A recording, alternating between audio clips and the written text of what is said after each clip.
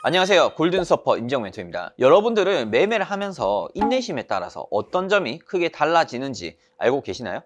여러분의 인내심은 제때 손절하지 못하고 버티는 데 쓰이고 있는지, 아니면 원하는 진입가에 올 때까지 기다리고 있는데 쓰이고 있는지, 오늘은 그 어떤 매매 기법보다도 중요한 인내심, 즉 기다림에 대해서 이야기 드리려고 합니다.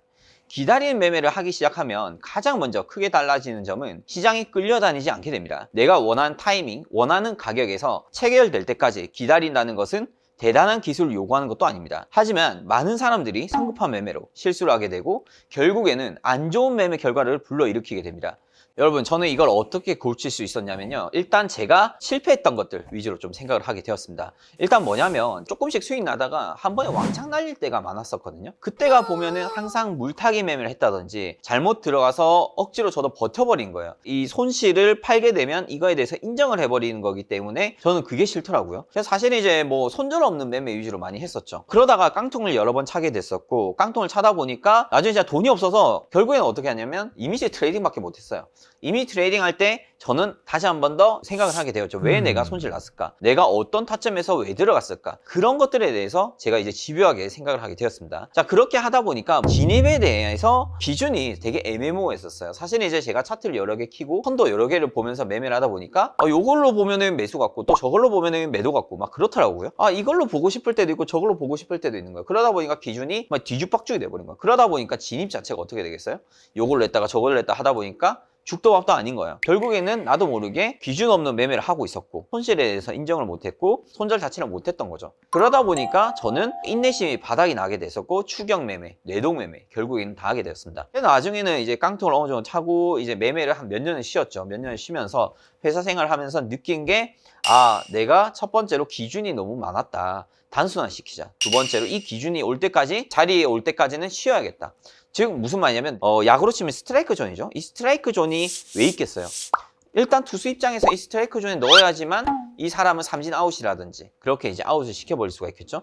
타자 입장에서는 이 스트라이크 존에 왔을 때 칠 확률이 상당히 높아집니다. 그렇기 때문에 저는 이 타자의 입장이라 생각을 하고 이 스트라이크 존에 왔을 때 최대한 쳐버린 거예요.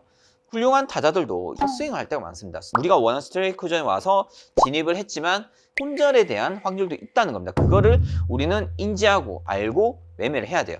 자, 그러면 내가 예를 들어서 10번 중에 2번 손절 나는 스트라이크 존 매매예요. 그러면 8번의 그 수익을 확정짓기 위해서 우리는 과감하게 들어가는 겁니다. 그 2번의 손실은 어느 정도 감수하고 매매를 하는 것이죠.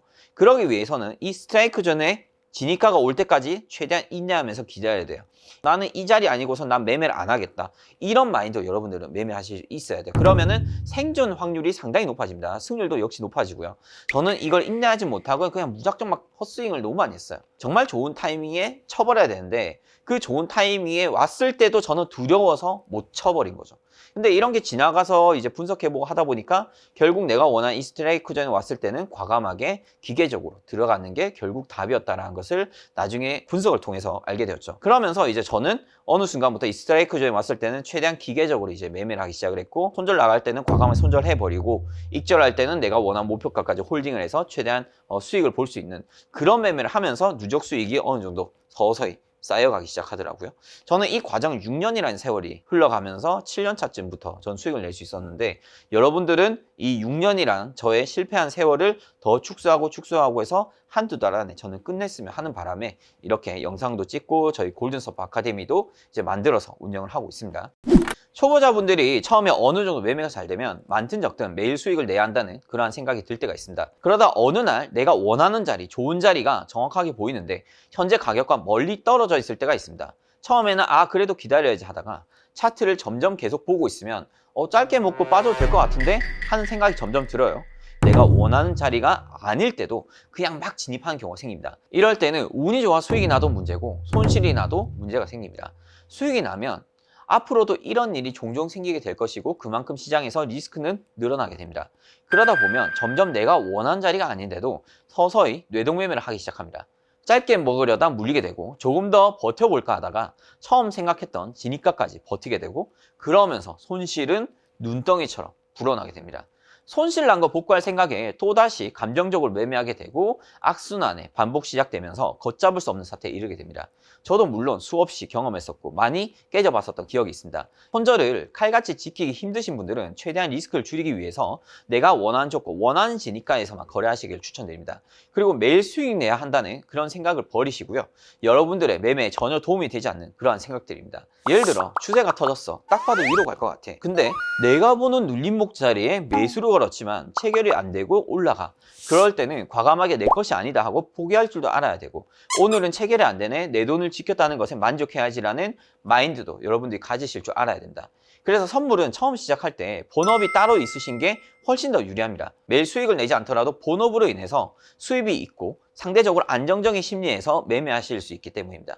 매매하실 때 물론 매매 기법도 정말 중요하겠지만 그 매매 기법을 활용하는 본인의 심리 상태도 매우 중요합니다. 실제 돈이 오고 가기 때문에 심리적인 요인을 배제할 수가 없습니다.